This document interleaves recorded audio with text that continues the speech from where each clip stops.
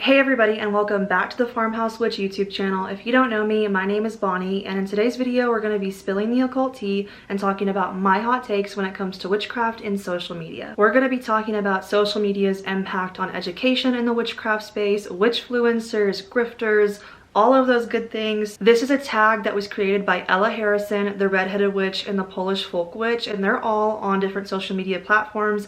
Ella is on YouTube. I will link her video down below.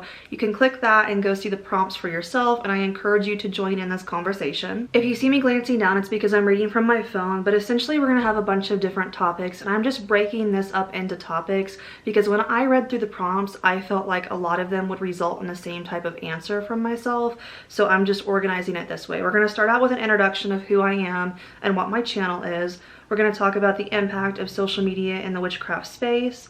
We're going to talk about witchfluencers and authenticity, and we're going to finish with talking about imposter syndrome and fear of missing out.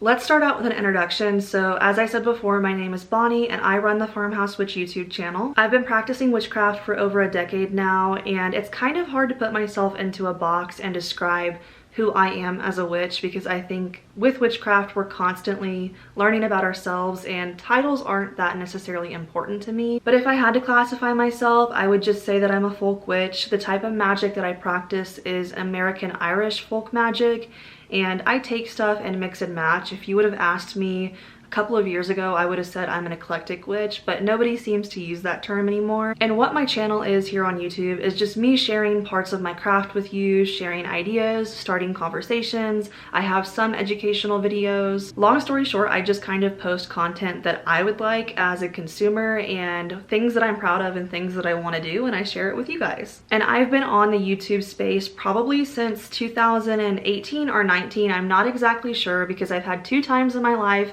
where I have completely erased everything and started over. One time was because I didn't feel good enough and I just wanted a clean slate. We'll talk about that later. The second time is because I started teaching in the public school system in Florida. Florida has very strict laws, and in general, what you do in your personal life as a teacher, I think in any state, but especially in Florida, has big implications on your career as a teacher. And I didn't want parents finding out that I practice witchcraft online and bringing it to my principal and trying to ruin my life. And I would love to say that those things don't happen in 2024, but they do. And anyways, I didn't feel comfortable showing my face on my channel, so I completely wiped everything and started over again. Obviously, I'm showing my face right now because I'm not a teacher anymore, so it doesn't really matter to me. But on the opposite hand of all of that, I've been consuming witchcraft content for a very long time, specifically YouTube. And for the majority of this video, I'm going to be coming from the lens of YouTube because I am on other platforms like TikTok and Instagram, but I'm not very active over there. This is my main platform, and YouTube has really always been the main platform that I've consumed. And I started consuming witchcraft content specifically at an aim to learn witchcraft in like 2010, 2011. And for me, that time period was like the peak of YouTube, or witchy YouTube. It was perfect. Everybody was starting conversations and sharing with each other, and there were a lot of video responses like I'm doing now. Everything in a way just kind of felt more real, and you felt more connected to people. There was less of a focus on aesthetics and hardcore education when it came to witchcraft. People were just sharing their opinions and what worked for them. And I've definitely seen a shift over time in terms of what witchy YouTube is now, and we'll talk about that further along in the video. With that being said, the way that I see YouTube and social media in general when it comes to witchcraft is I see that it can build a sense of community. I see that some people come over here to learn, some people come to educate. I think it's just a mix, honestly. And that's going to lead into my first topic, which is the impact of social media on witchcraft. And the first point I want to make is that there are generational differences, and I feel like this is obvious, but we don't talk about it enough.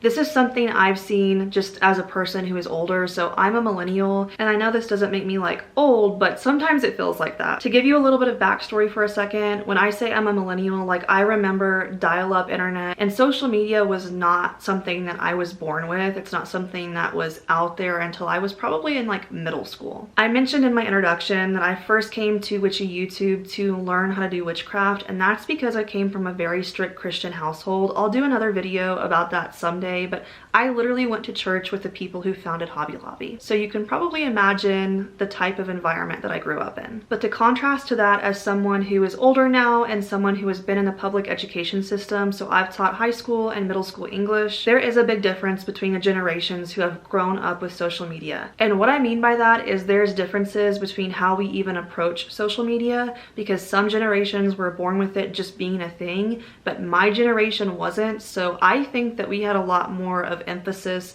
of media literacy in terms of our actual curriculum in school. But nowadays, and I can tell you this from being a teacher, that doesn't exist within the school system. We don't teach media literacy. We kind of just expect kids to have those skills, and they don't. And I'm not trying to be that old person that's like, my generation was better, and like being cranky about it. It's not that. It's just, this is a very real issue that I have seen firsthand. Some younger generations do struggle with finding good sources, vetting sources, cross-referencing, in general, using that critical thinking aspect of the brain. And I think a lot of that is due to social media and it just being at their fingertips 24/7. This is why on my channel and the educational videos I've made thus far, I focus on critical thinking and media literacy as foundational skills, because not everybody has those skills, and I think us older people forget that. And I've seen somebody even on this tag mention that he believed that media literacy was actually not a thing because you have bias and you don't actually know how to differentiate between a good source and a bad source.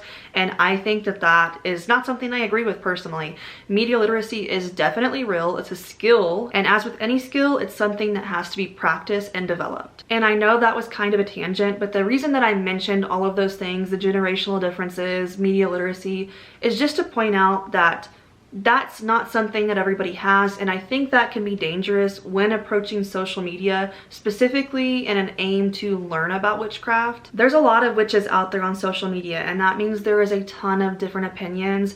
And if you don't know how to use your critical thinking skills and how to use your media literacy skills, navigating that content can be very hard if you're trying to find good factual information to learn from. And I've kind of already mentioned this, but I want to talk about trends and shifts as well on social media when it comes to witchcraft. So I am somebody, again, who's older, and when I first saw witchy content on YouTube, it was very much realistic. Of course, we didn't have fancy technology or apps to like make everything super aesthetic. It was just people sitting down and talking to the camera, sharing their life with you, sharing things that worked in the craft, book recommendations, getting other people's opinions, starting a conversation in general. It wasn't so much about being an influencer or having this really aesthetic content. There wasn't even necessarily a heavy focus on education. It was just people showing you their practice and talking about things. And I've seen a big shift away from that to what we have now on YouTube and most social media platforms, which is very edited aesthetic content. And I'm not saying that if somebody's editing their videos heavily or they're very aesthetic that they're not giving good information. And some of the best people that I've learned from on YouTube are smaller channels that don't have millions or hundreds of thousands of viewers and subscribers. And obviously I acknowledge that a lot of witchcraft content that gets pushed out and gains more traction is aesthetic because of the algorithm, and we'll talk about that further along in the video. But right now I kind of want to break things into pros and cons. So let's talk about some of the pros, because I'm not just this old person who's like, I hate social media, it's bad for us. Let's talk about some of the good things that it's done. For one, it's helped us connect with other people we usually wouldn't get the opportunity to connect with. So we have that sense of community from it. And an example of this is like seeing a video from somebody on the other side of the world.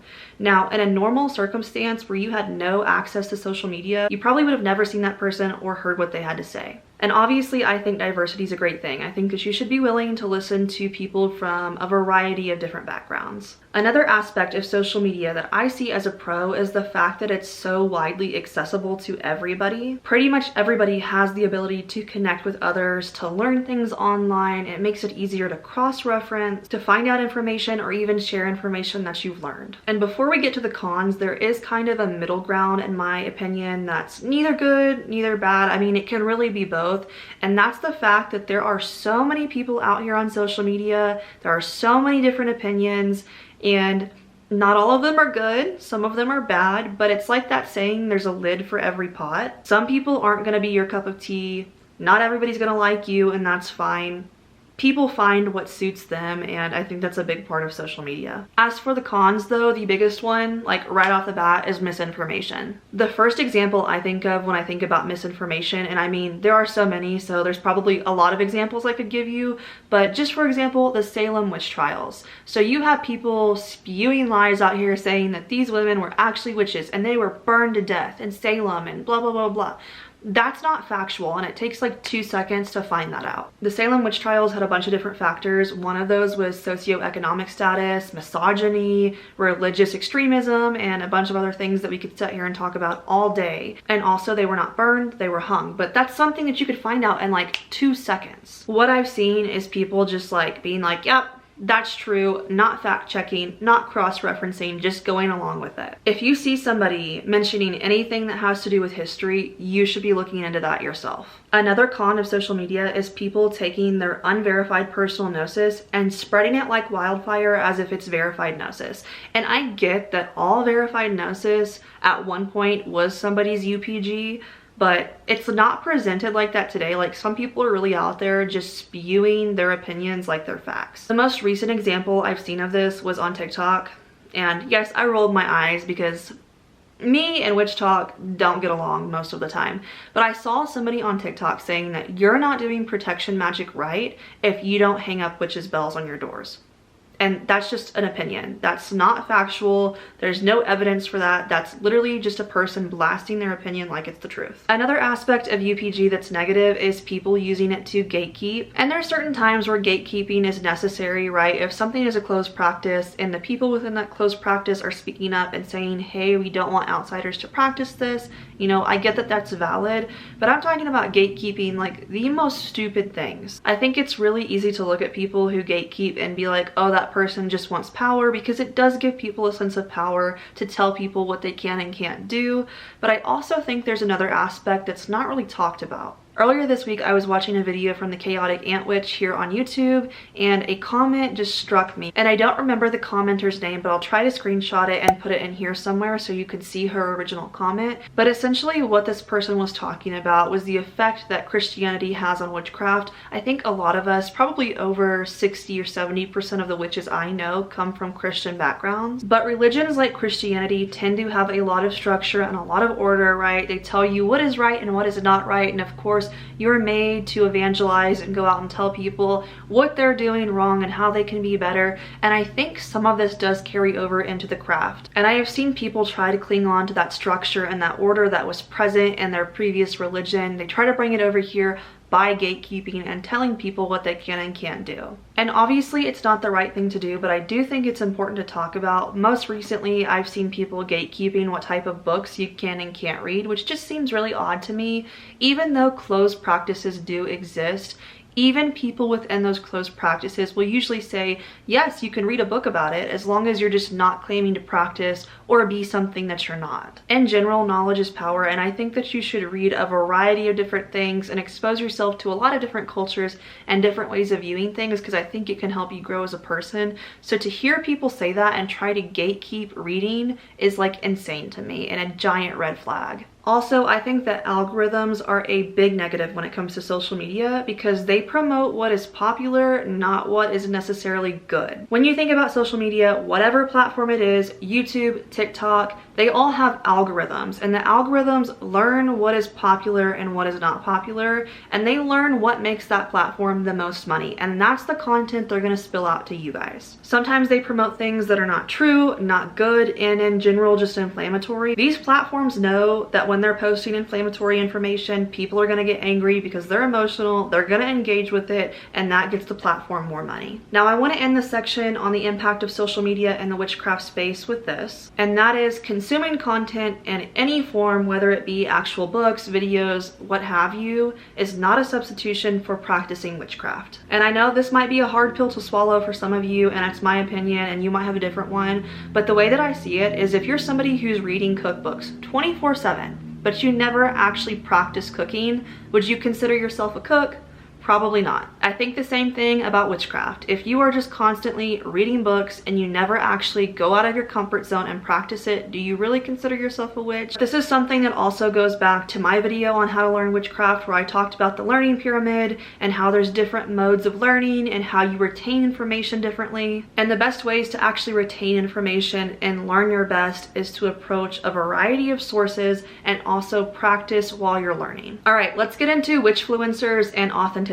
And yes, I said witchfluencers. I know the prompt just says influencers, but I thought this would be the perfect opportunity to say witchfluencers. So the first thing is algorithms. Now, I've kind of talked about this in the last section, but again, they just promote what is popular, not what is good. And when it comes to witchfluencers who have very big platforms, and by the way, I don't consider myself a witchfluencer. I have a very small platform here on YouTube and I'm almost non-existent anywhere else. But I'm talking about witchfluencers who have big platforms across all social media and who have a ton of followers. And this is something I've actually learned just from listening to them talk about this themselves, because obviously I have a different lens when it comes to this. I don't have the issues they have, but I have seen them talk about how when you get big on social media, it's all about promoting aesthetic content that's kind of disconnected from reality. And also when they're on these platforms and their content's getting pushed out, they can't afford to stop posting. And that promotes a never-ending cycle of quantity versus quality, which I have a very big issue with.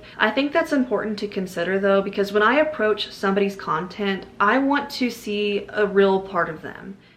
Overall, I think that witchcraft, especially folk magic, is something that is real and raw and something that is not aesthetic. So when content is too heavily filtered, I just feel like it takes away from that aspect of witchcraft. And we'll get into that in a minute, if somebody can even be real online. Like, we'll get into that discussion. But I want to see somebody that feels real to me. I don't want to see somebody who feels like they're forced to make content just to hold their place in the online community. Another thing with witchfluencers here I want to mention is that when they do have these big audiences, there is a sense of power that comes with it. I have literally seen people before tell their followers to go after somebody because they don't like them on a personal level. So when I'm watching somebody's content, I also keep in mind how they're using that power dynamic. Are they using it for their own personal gain in a negative way? And if so, that makes me step back from them. On the opposite hand of that though, I think we as people on the internet tend to hold people to one certain moment in history. And outside of the big stuff, like being racist, being transphobic, the big things that would make somebody like a bad person, and I'm not saying those people can't change, because, you know, I do believe that. Will most of them change? Probably not. But when it comes to viewing people, we don't tend to think of them as evolving human beings. We all change when we get older. Our opinions change. Most of us grow. Again, I know that's not always the case. Some people might not. But for the most part, that's just a natural part of human life. And we've probably all done this at some point, right? Like, we have listened to somebody talk and been like, oh, that's a hot take, or I don't agree with you. I'm going to unsubscribe. I'm not going to follow you anymore. And again, that's not exactly fair, because we are holding a whole human being who has the ability to change and evolve to one certain moment in history. And a caveat to that is I do believe people show you their true colors. So if somebody is just proving time and time again that they're a bad person and that they're not evolving, then obviously don't follow them. Another aspect about influencers and power in general is that they're showing you what you want to see. And I think this is a big deal when it comes to witchcraft content. Now, I talked about that I like people who feel realistic. Their practice feels realistic to me. It's not super glamorized. It's not out of touch with reality. And I know some people would disagree with me on that, because there is sort of a psychological aspect where we have these different faces. We show people what we want them to see.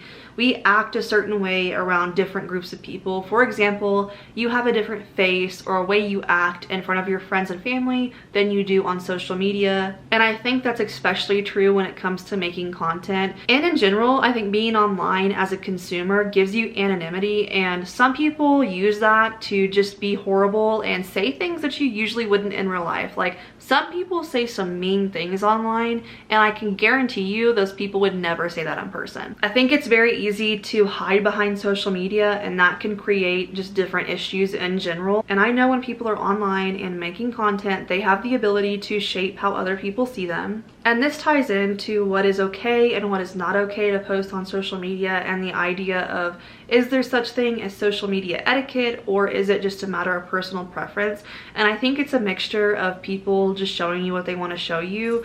I only post what I'm comfortable showing you guys, and there's a lot of stuff in my practice that I keep totally private. For example, one of those things are spells. I may post demonstrations in the future, but when I'm doing that, it's never an actual spell that I'm working. My general rule is I don't even like to talk about my workings until they're done and out of the way. But there are also people who share what they're actually doing in like real time and will like live stream actual rituals and spells.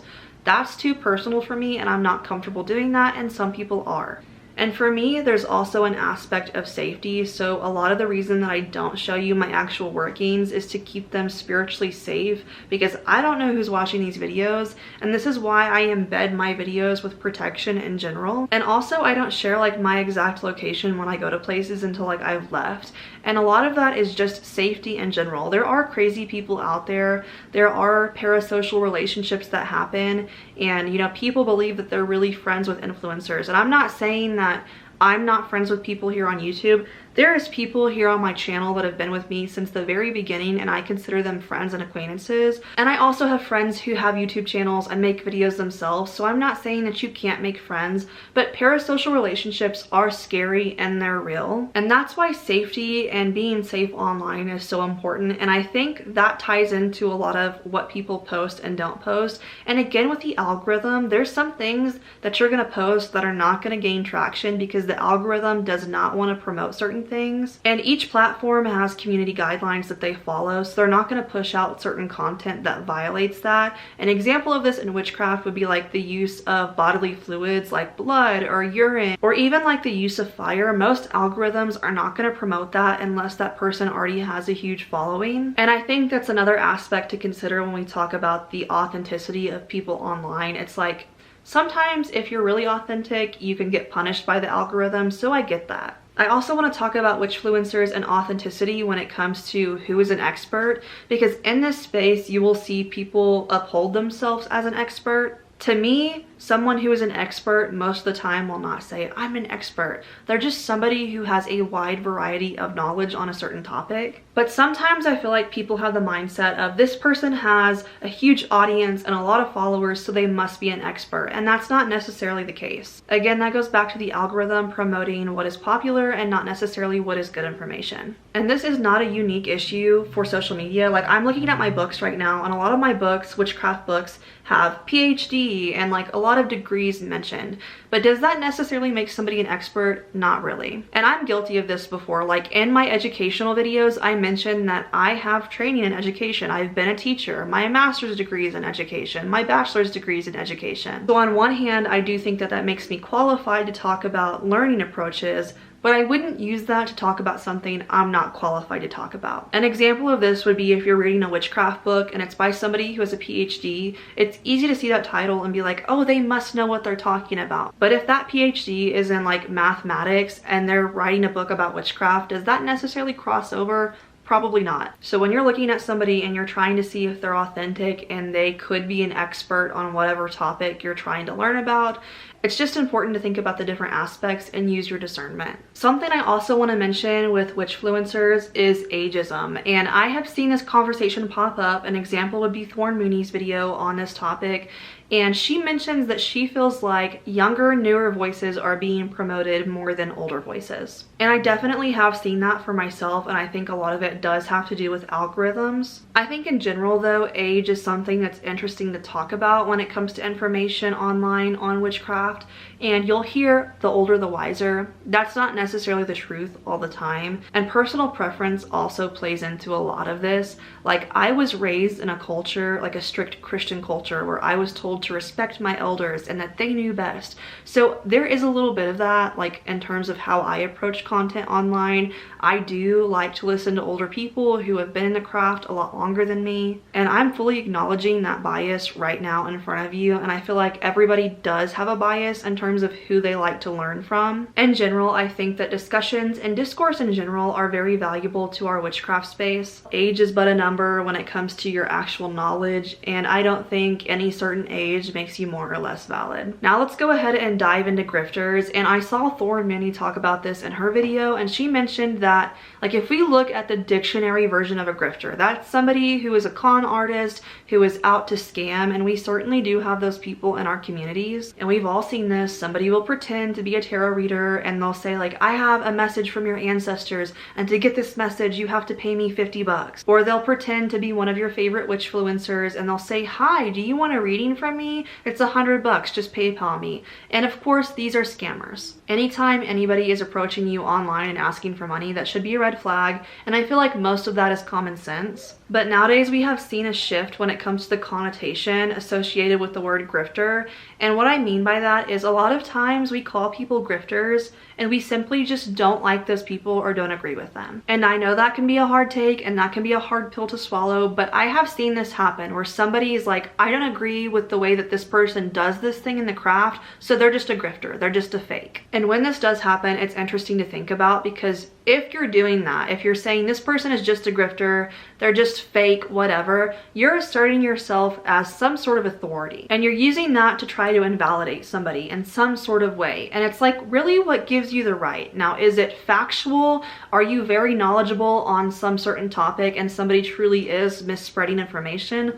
Or is it just you don't agree with the way they're doing something? Like, is your UPG not agreeing with their UPG, and because of that you're just like, whatever, you're a grifter? Because if you're doing that, that's not necessarily fair. We're all human and we all have human emotions, so of course you're not gonna like everybody that you meet, and there's a lot of different personalities when it comes to witchcraft, especially online. But just because you do not agree with somebody does not give you the right to call that person a grifter. And I think grifters are actually more rare than what we talk about. I think the real grifters are scammers, but in terms of how many people are actually out there practicing witchcraft, those numbers are way higher than like actual true grifters. All right, the last two topics that I want to mention are making money through the craft and professional witches, and then also like online spaces. Are they more or are they less valid than an actual witchy community in the real world outside of the internet? We'll start with making money in the craft. There are professional witches out there. Some people don't like that. I don't know why.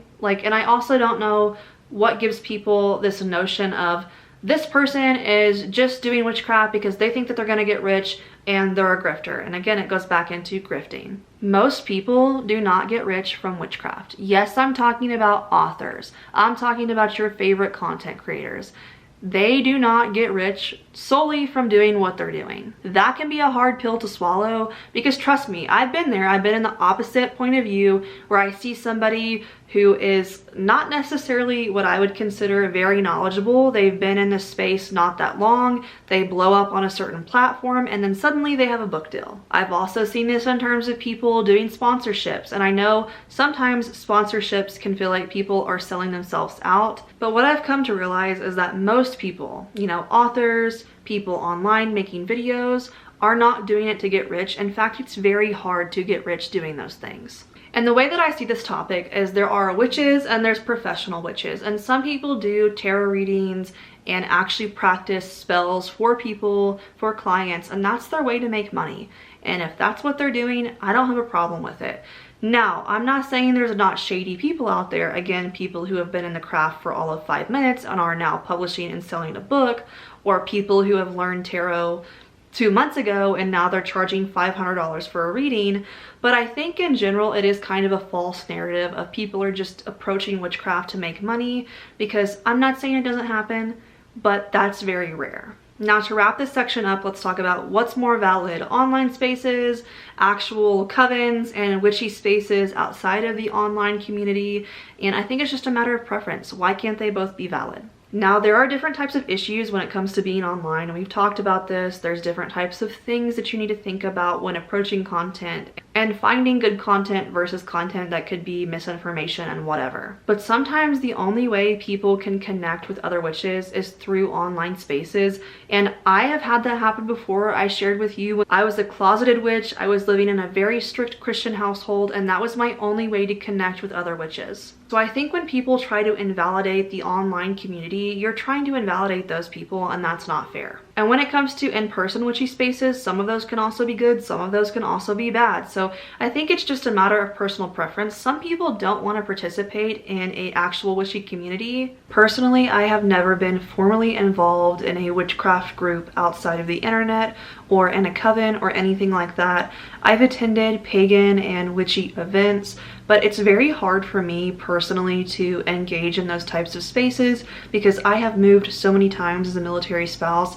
and honestly I just prefer to be a solitary practitioner. It's nice to go to events, but as for where I am right now in my own life, I just prefer to engage with the online witchy community, and I'm not saying that will never change, but that's just where I'm at right now. Our last two topics are FOMO and imposter syndrome. So let's start out with imposter syndrome. And if you've never heard of imposter syndrome before, what it is in a nutshell is this feeling of not being good enough. Even when you have the knowledge, you've done your research, you're a practicing witch, but somehow some part of you still feels like a fake or a fraud or just not good enough in general. I think that every witchcraft practitioner I've met, including myself, has been here before. For me personally, I know my own self-criticism comes into play like majorly here. I've talked before about how I wiped my channel clean because I didn't feel good enough. I felt like the content that I was putting out wasn't right or wasn't what people wanted, so I completely started over again on YouTube. And a lot of that is me just being my own biggest critic. I still struggle with that now. Like,